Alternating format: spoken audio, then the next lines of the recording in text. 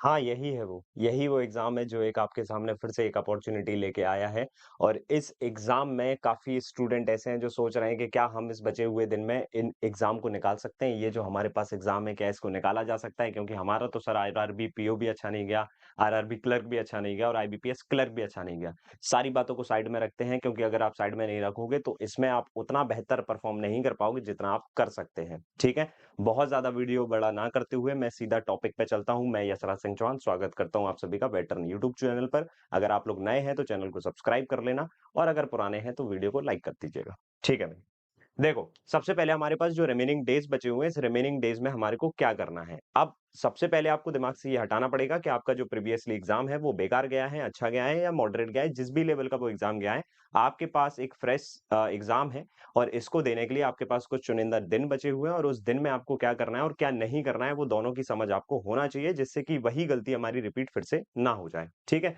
So remaining days में अपन लोग क्या कर सकते हैं? अब देखो यहाँ पे 2 तरह की प्रॉब्लम स्टूडेंट फेस कर रहा है अभी। कि सर एक तो डिफिकल्टी लेवल होता है आईबीपीएस पीओ में, जो कि एग्जाम अभी आप लोग दे के आए हो, उससे थोड़ा-सा ज़्यादा ही डिफिकल्टी हमारा एग्जाम हो जाता है, जो कि नो डाउट बिल्कुल सही बात है। क्योंकि अगर आप लास्ट ईयर के भी कंपैरिजन में इसका कट ऑफ वगैरह देखोगे, तो कट ऑफ भी इसका बहुत ज़्यादा हाई-फाई कट ऑफ नहीं जाता है।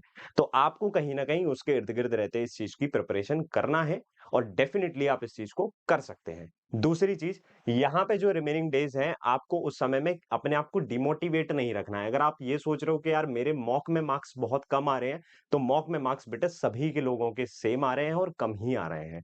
कुछ लोग ऐसे होते हैं जो कि बिल्कुल गॉड गिफ्टेड हैं, उनका थोड़ा-सा अलग लेवल पे चला जाता है। अदरवाइज़ अगर आप देखोगे, अपने आस-पास भी देखोगे तो मार्क्स सबके उसी तरह से आ रहे हैं क्योंकि मॉक में चीज़ें बनाने लायक नहीं आती हैं, जो कि मैं काफ़ी टाइम से भी बोल रहा हूँ। अब वो कोई भी मॉक हो सकता है, लेकिन मॉक में उस तरह से चीज़ें नहीं बनाने लायक होती हैं। एक देखो एक एग्ज़ाम्पल भी मैं आपको इसमें एक चीज़ का दे सकता हूँ कि आप मान के चलिए कोई मॉक लगा रहे हो, आपने चुनिंदा कुछ मॉक्स लगाए, 4-5 आपने मॉक्स लगाए और आपने प्रिपरेशन की है। तो मतलब मॉक लगाए होंगे अगर आपने प्रिपरेशन वगैरह की है, तो उसमें आपने मॉक लगाया होगा, तो आपने देखा होगा कि कुछ आपसे डीआईज़ बनती ही नहीं है, कुछ आपसे पज़ल्स बनती ही नहीं है। अब आप कोशिश करो समझने की, जब आपसे वो चीज़ नहीं बन रही है, तो ऑब्वियसली आपके जो मार्क्स होंगे या अटेम्प्ट्स होंगे, वो कम होंगे और आप उन अटेम्प्ट्स को और मार्क्स को देख के डिमोटिवेट अगर हो रहे हो, तो कहीं न कहीं आपकी गलती है ये, क्योंकि आपने वो कहीं न कहीं अटेम्प्ट ही नहीं किया और वो अटेम्प्ट करने लायक था भी नहीं। तो क्या इस बचे हुए दिन में ये एग्ज़ाम निकाला जा सकता है? मेरा हाँ में आंसर होगा, क्यों? क्योंकि आपने इसकी प्रिपरेशन की है। लेकिन जिस तरह से आप चीज़ों को अटेम्प्ट कर रहे हैं, जिस तरह से आप चीज़ों को पढ़ रहे हैं, उसको आपको थोड़ा-सा बदलना पड़ेगा। बदलने का मतलब ऐसा नहीं है कि आप पूरी तरह से बदल दीजिए क्योंकि एग्ज़ाम के टाइम पे, लास्ट के टाइम पे अगर आप पूरी तरह से चीज़ों को बदल देंगे, तो वो भी आपके काम में नहीं आएगी। बदलने का मतलब ये है कि अगर आप मॉक अटेम्प्ट कर रहे हो, तो उसे as a practice low. Time management के लिए अगर आप मॉक अटेम्प्ट कर रहे हो तो वेल एंड गुड है। अगर आप मार्क्स देखने के लिए मॉक अटेम्प्ट कर रहे हो तो वो चीज़ आपको थोड़ी-सी समझना पड़ेगी या फिर उस चीज़ को सोचना बंद करना पड़ेगा क्योंकि उससे सिर्फ़ और सिर्फ़ आपको डिमोटिवेशन ही मिलने वाला है। आपको एग्ज़ाम लेवल का कंटेंट लगाना पड़ेगा, एग्ज़ाम ओरिएंटेड कंटेंट लगवाना पड़ेगा अपने आप को और आपको उस तरह का कंटेंट ढूँढना भी पड़ेगा। समझ रहे हो? जो कि मॉक में आपको नहीं मिलेगा। अब आपको वो कहाँ मिल सकता है? या तो वो आपको मेमोरी बेस्ड पेपर में मिलेगा, लेकिन वो तो एक ही पेपर होता है, जिसमें 3 या 4 डीआई मिल जाएँगे हमको, 3 या 4 पज़ल मिल जाएँगे हमको और 10-15 हमारे जो भी जितने अरिथमेटिक होते हैं, वो मिल जाएँगे और उसके बाद रीज़निंग का मिसलेनियस। तो ले दे के हमारे को 35 क्वेश्चन क्वांट के मिल सकते हैं, 35 क्वेश्चन रीज़निंग के मिल सकते हैं, लेकिन उतने में हमारा सैटिस्फैक्शन तो नहीं होगा भाई। अब सैटिस्फैक्शन अगर नहीं होगा तो आपको फिर क्या करना है? मॉक आपको सही लेवल दे नहीं रहा है, सही लेवल आपको मिल नहीं रहा है और आप प्रिपरेशन कर रहे हो और यही कारण होता है कि जो रिमेनिंग डेज़ होते हैं वो हमको कहीं न कहीं और ज़्यादा परेशान कर देते हैं। तो ये रिमेनिंग डेज़ में आपको पॉजिटिव रहना है और पॉजिटिव आप तभी रह सकते हो जब एग्ज़ाम लेवल का कंटेंट लगाओगे। अब इसमें देखो हमें क्या-क्या करना चाहिए और क्या ये रिमेनिंग डेज़ में अचीवेबल है? तो मैं आपको बोल चुका हूँ कि हाँ, ये रिमेनिंग डेज़ में अचीवेबल है, अगर आपने अच्छी खासी तैयारी करी है या फिर आपने जो प्रीवियसली हमारे जो एग्ज़ाम्स हुए हैं, उनको अटेम्प्ट अगर आपने किया है, तो बिल्कुल। अगर आपने बिल्कुल फ्रेश स्टार्ट की है, तो ऐसा नहीं कि भैया नवदुर्गा चल रहा है, जय माता दी के नाम पे उधर पे इसको ठोक देंगे तो निकल जाएगा। नहीं, वैसा कुछ नहीं होने वाला है। अगर आपने प्रिपरेशन कर रखी है, आरआरबी के एग्ज़ाम दे रखे हैं, आईबीपीएस के एग्ज़ाम दे रखे हैं, इसके पहले जो हुए थे इसी साल के, तो येस, ये रिमेनिंग डेज़ में अचीवेबल है। कैसे अचीवेबल है, वो जानना बहुत ज़्यादा ज़रूरी है। देखो क्या-क्या करना पड़ेगा हमें सर, वो सबसे ज़्यादा इम्पोर्टेंट हो जाता है। अब जैसे हमारे पास 3 सब्जेक्ट्स हैं इंग्लिश, क्वांट एंड रीज़निंग। अब देखो क्वांट और रीज़निंग का मैं बहुत बढ़िया तरीके से आपको बता सकता हूँ, लेकिन इंग्लिश का भी यहाँ पे कहीं न कहीं मैं आपको इतनी बढ़िया चीज़ दे दूँगा कि जिससे आपका फ़ायदा हो जाएगा। देखो, होता क्या है कि अगर आप लास्ट ईयर से भी थोड़ा-सा कंपैरिज़न करोगे ना और वैकेंसी वाइज़ देख लो या फिर कट ऑफ वाइज़ देख लो, अगर लास्ट ईयर से आप देखते हो, कंपैरिज़न करते हो, तो अभी तक हमने जितने भी एग्ज़ाम दिए हैं लाइक आरआरबी, पीओ क्लर्क और आईबीपीएस, ये सारे एग्ज़ाम ऐसे थे जिसमें स्टेट वाइज़ कट ऑफ हमारा बनता है, ठीक है? This is the very first examination of the 2024 जिसमें आपका कट ऑफ स्टेट लेवल की अपेक्षा यहाँ पे बनने वाला है आपका ऑल इंडिया लेवल का। तो सिंगल कट ऑफ आपका होने वाला है, तो आपको ये चीज समझना पड़ेगी कि इसका कट ऑफ जो है हमारा वो 55 से 60 की रेंज में कहीं ना कहीं लाई करेगा। हम थोड़ा सा और ऊपर जाते हैं, थोड़ा सा एक्सपेक्टेड ऐसा रखते हैं कि हमारा 60 प्लस हमारा अटेम्प्ट होना चाहिए। देखो भाई, अब ये कैसे पॉसिबल है?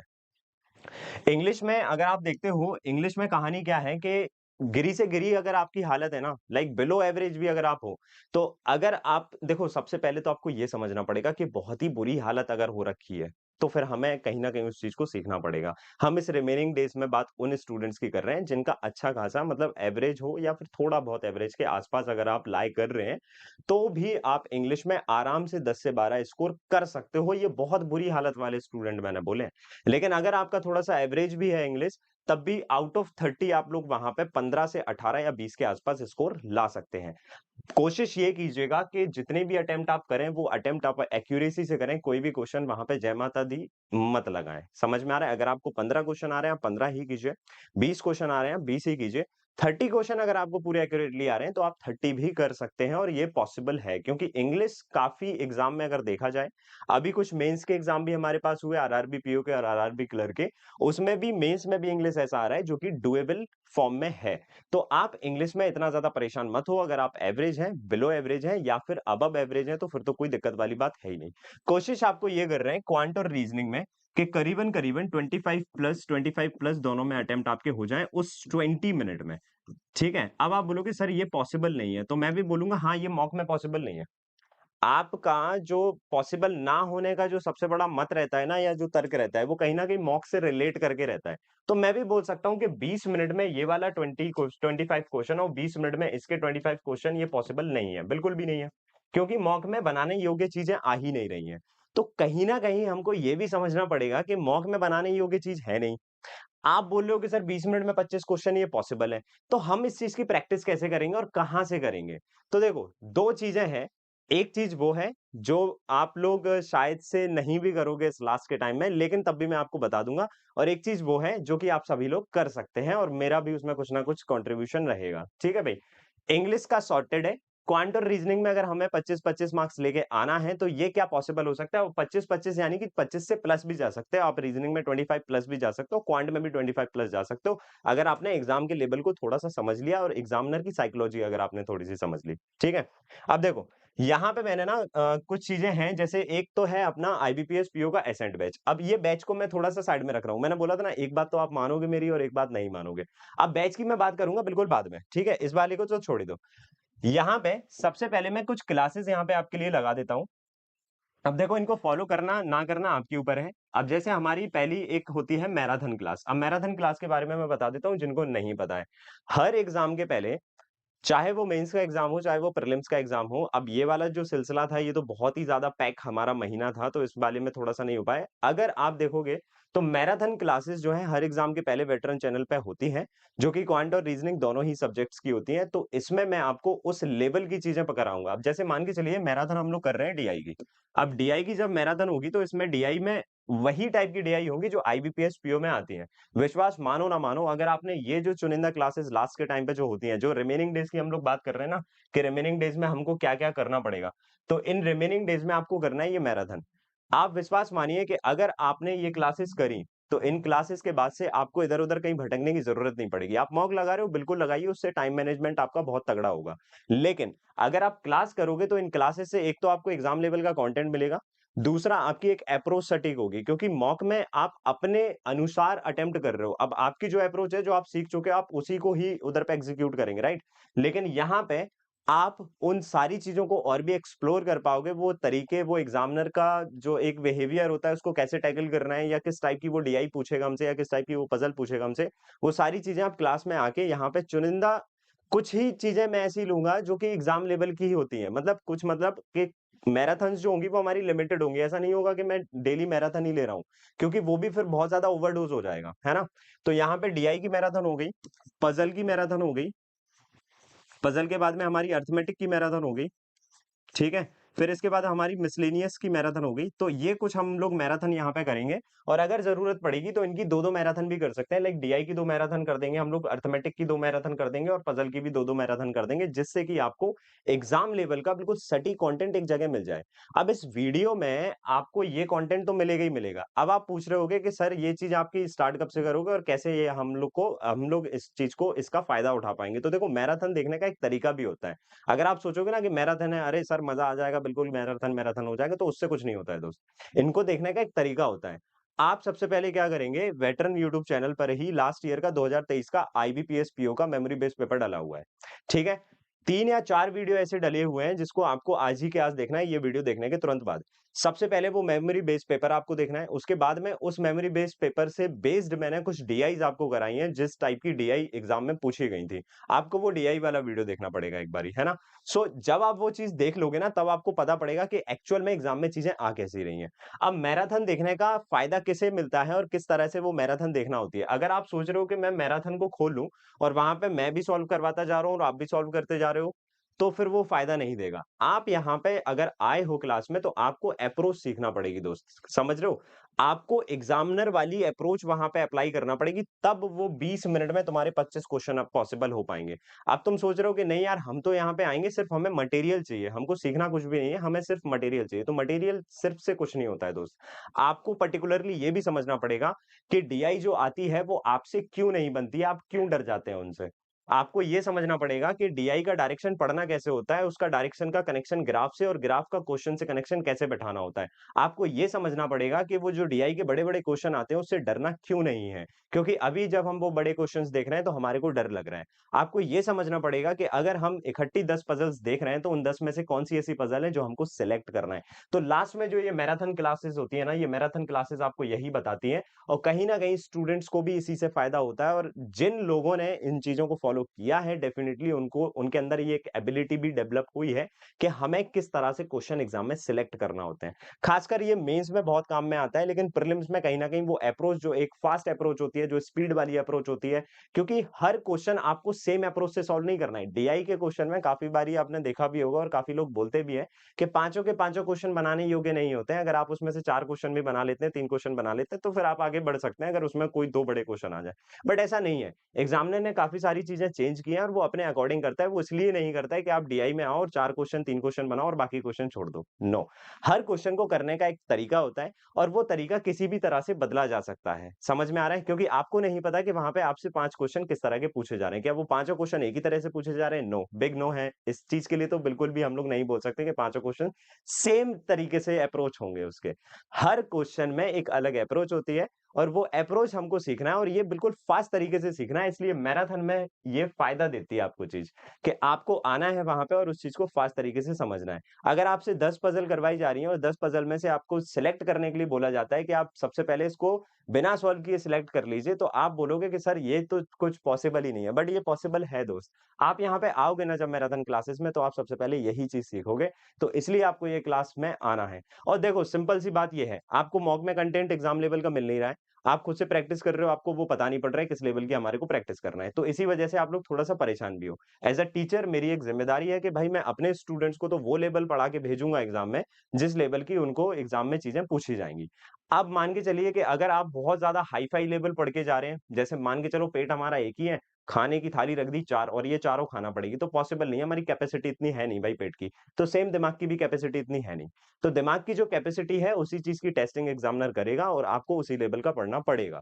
तो आपको ये चीज़ बहुत अच्छे से समझना पड़ेगी कि आपको लेवल के इर्द-गिर्द रह के ही पढ़ाई करना है और कहीं न कहीं कट ऑफ के इर्द-गिर्द रहते ही पढ़ाई करना है। इंग्लिश का फ़ोबिया अगर हो रहा है, तो इंग्लिश के फ़ोबिया को आपको हटाना पड़ेगा। समझ में आ रहा है? तो ये चीज़ आपको समझना पड़ेगी, इसलिए मैं ये क्लासेस लगाता हूँ, क्योंकि लास्ट टाइम में स्टूडेंट जो परेशान होता है ना, डिमोटिवेट हो जाता है अपने मार्क्स को देख के, वो डिमोटिवेशन आपका कॉन्फिडेंस में बदल जाए और कहीं न कहीं आप एग्ज़ाम में बहुत ज़्यादा मोटिवेशन के साथ में जाएँ और पॉजिटिव माइंडसेट के साथ में वहाँ पे अटेम्प्ट कर पाएँ। तो इसलिए ये क्लासेस देखना बहुत ज़्यादा ज़रूरी हो जाता है दोस्त, ठीक है? तो मैं तो अपनी तरफ से ये क्लासेस करूँगा ही करूँगा क्योंकि मुझे तो अपने स्टूडेंट्स को भैया ये पूरा मुहैया कराना है। लेकिन अब स्टूडेंट ये करेगा या नहीं करेगा ये उसके ऊपर है। आप अगर आते हो तो वेरी गुड है और नहीं आते हो तो कोई बात नहीं। कल से ये वाली क्लासेस मैं चालू कर दूँगा। कल यानी कि हमारा है 8 अक्टूबर, तो 8 अक्टूबर से ये हमारी जब तक प्रीलिम्स नहीं होगा तब तक ये क्लासेस होती रहेंगी। और इसके अलावा मैं आपको एक चीज़ और भी बता रहा था, कुछ लोग ऐसे होते हैं जिनको मॉक लगाने का तरीका नहीं पता होता है, बहुत से नए लोग भी होते हैं या प्री का तो मॉक लगा लेते हैं, लेकिन मेंस का मेनली मॉक लगाने का तरीका नहीं पता होता है। तो जैसे ही प्रीलिम्स हमारा खत्म होगा, उसके बाद हमें मेंस के लिए लगना पड़ेगा और हालाँकि कुछ लोग तो अभी से भी लग चुके होंगे व्हिच इज़ गुड थिंग, है ना? तो आईबीपीएस पीओ एसेंट बैच, अब देखो अगर आपकी पॉकेट अलाउ करती है, तो आप इस बैच में आ जाइएगा और अगर आपकी पॉकेट अलाउ नहीं करती है, तो मैंने आपको यूट्यूब का पूरा बंदोबस्त यहाँ पे बता ही दिया है कि किस तरह से हम लोग यूट्यूब पर चलने वाले हैं। अगर आपकी पॉकेट अलाउ करती है तो आईबीपीएस पीओ एसेंट बैच जो है ये हमारा प्री और मेंस दोनों के लिए बैच है। क्वांट एंड रीजनिंग पूरी पढ़ाई जाती है। अब इसकी स्पेशल क्वालिटी ये है बैच की कि इसमें लाइव मॉक आपको सॉल्व करवाया जाता है। यानी कि मैं खुद वहां पे आपको क्वांट और रीजनिंग दोनों इकट्ठा अटेम्प्ट करके बताता हूँ कि देखो भैया ये तरीका होता है आपका प्रीलिम्स में और ये तरीका होता है आपका मेंस में। और आईबीपीएस पीओ स्पेसिफिक में मेंस में किस तरह से हमारे कुछ चीजें अटेम्प्ट करना है या प्री में हमें किस तरह से अटेम्प्ट करना है वो सारी चीजें मैंने यहाँ पे बताई है। और ऑलरेडी लाइव मॉक की करीबन 3 क्लासेस मैंने प्रीलिम्स की करवा चुका हूं मैं और 19 के पहले 2 या 3 क्लासेस और भी हो जाएंगी। और सबसे इंपॉर्टेंट होता है गाइडेंस क्लासेस। अब ये गाइडेंस क्लासेस मैं पहले नहीं डालता था अपने बैचेस में, बट कुछ समय बाद ऐसा हुआ कि एग्जाम में स्टूडेंट्स को पता नहीं पड़ा कि हम सर लैग कहाँ कर रहे हैं। बहुत से आप में से भी वीडियो देखने वाले स्टूडेंट ऐसे होंगे जिनको पता ही नहीं पड़ रहा है कि सर हम लैग कहाँ हो रहे हैं। हम एग्जाम पे एग्जाम देते जा रहे हैं, हम फेल भी होते जा रहे हैं या कभी-कभी हमारा तुक्का लग जाता है तो हम पास भी हो जाते हैं, लेकिन हमें समझ में नहीं आ रहा है कि हम पास हो रहे हैं तो किस वजह से हो रहे हैं और जो हम फेल हो रहे हैं ना इतने एग्जाम में, उसकी वजह क्या है? हम लैग कहाँ कर रहे हैं? हम बहुत मेहनत कर रहे हैं सर और नो डाउट हर एक स्टूडेंट विशेष बहुत मेहनत करता है। अपने पे जब बात आ जाती है ना तो स्टूडेंट बहुत मेहनत करता है, लेकिन उसके मेहनत करने के बाद भी अगर उसे कुछ नहीं मिल रहा है, तो उसका जवाब उसके पास नहीं है क्योंकि वो उसके हाथ में नहीं है ना। तो उस जवाब की अगर हम बात करें तो गाइडेंस क्लास सिर्फ और सिर्फ विशेषकर हर बैच में मैं इसलिए लेता हूं जिससे कि मैं स्टूडेंट से वन टू वन बात कर सकूं और उसके अंदर क्या कमियां हैं उसकी पूरी रिपोर्ट मैं जांच लूं। और इस चीज का फायदा बहुत स्टूडेंट्स को हुआ है जो हमारा आरआरबी पीओ का एग्जाम हुआ था या क्लर्क का एग्जाम हुआ था और आईबीपीएस क्लर्क का जो हमारा एग्जाम होगा उसमें भी डेफिनेटली ये लोग फायदा उठा के आएंगे। सो मेंस में इस चीज का बड़ा फायदा होता है कि स्टूडेंट को पहले से पता होता है कि हमारे को चीजें अटेम्प्ट कैसे करना है और विश्वास नहीं मानोगे आप क्वांट और रीजनिंग में बहुत से स्टूडेंट ऐसे हैं जो आराम से 25 प्लस अटेम्प्ट करके आए हैं और वो सारे स्टूडेंट ऐसे हैं जिन पे मुझे भरोसा है कि नहीं यार वो लोग कर सकते हैं 25। क्योंकि बोलने को तो और देखने को तो मेरे को और भी रिजल्ट मिल जाएंगे जिसमें स्टूडेंट्स बोलते हैं कि सर मैंने इतने अटेम्प्ट कर दिए मैंने इतने कर दिए, लेकिन उस चीज का प्रत्यक्ष प्रमाण नहीं है मेरे पास। लेकिन जिनका प्रत्यक्ष प्रमाण है जो मेरे से काफी टाइम से पढ़ रहे हैं बैचेस में, तो गाइडेंस क्लासेस के बाद में फायदा उनको ये हुआ है, कहीं न कहीं उनको कमियाँ पता पड़ी है। तो अगर आपकी पॉकेट अलाउ करती है और आपको अगर ये लगता है कि नहीं मेरे को सर्टेनली इसी एग्ज़ाम में मेरे को सिलेक्शन चाहिए और मैं 100% इस चीज़ के लिए तैयार होना चाहता हूँ और मैं हूँ भी तैयार, तो डेफिनिटली आप इसमें आ सकते हो। अदरवाइज़ आप यूट्यूब पर देख सकते हो। यूट्यूब पर कल से मैं क्लासेस चालू कर दूँगा जैसा कि मैंने आपसे वादा किया है क्योंकि मुझे स्टूडेंट्स को वो चीज़ प्रोवाइड कराना है। अब आपको सिर्फ़ एक चीज़ छोड़ना है, आपको परेशान होना छोड़ना है। आपको चीज़ें ये समझना है कंटेंट की दिक्कत थी, वेटरन पे मिल रही है। एक बार मेमोरी बेस्ड पेपर भी देख लेना जिससे आपको एक आइडिया लग जाएगा कि किस तरह का मेमोरी बेस्ड पेपर मैंने आपको वहाँ पे प्रोवाइड करवाया है। मॉक पेपर की दिक्कत है कि मॉक में मार्क्स नहीं बढ़ रहे, निश्चिंत रहिए। मॉक में चीज़ें आप अटेम्प्ट नहीं कर पाओगे, उस 20 मिनट में वो करने योग्य नहीं होती है चीज़ें, जैसा कि मैंने आपको बता दिया कि इसका उतना ही है, इतना तेज़ नहीं चल सकता और बचे हुए दिन में आप इसमें और ज़्यादा कुछ एक्सपेरिमेंट कर भी नहीं सकते। तो मॉक को टाइम मैनेजमेंट के लिए लगाइए, मार्क्स मत देखिए और रियल कंटेंट के लिए आप मैराथन देख सकते हो। यहाँ पे मैं आपको एग्ज़ाम का हूबहू कंटेंट प्रोवाइड करवा दूँगा। अगर आपको अच्छा लगता है तो ठीक है, नहीं लगता है तो कोई बात नहीं। इसी बात के साथ मैं विदाई लेता हूँ और ऑल द बेस्ट। आप लोग पढ़ते रहिए, जिनका भी आईबीपीएस क्लर्क का एग्जाम है उनको भी ऑल द बेस्ट और आईबीपीएस क्लर्क के एग्जाम के आईबीपीएस पीओ के प्रीलिम्स के एग्जाम के लिए बिल्कुल लग जाइए आज से। अब आपके पास सांस लेने तक का भी समय नहीं है, ठीक है? कल से ये सारी चीजें मैं स्टार्ट कर दूंगा। Thank you so much. जय श्री राम।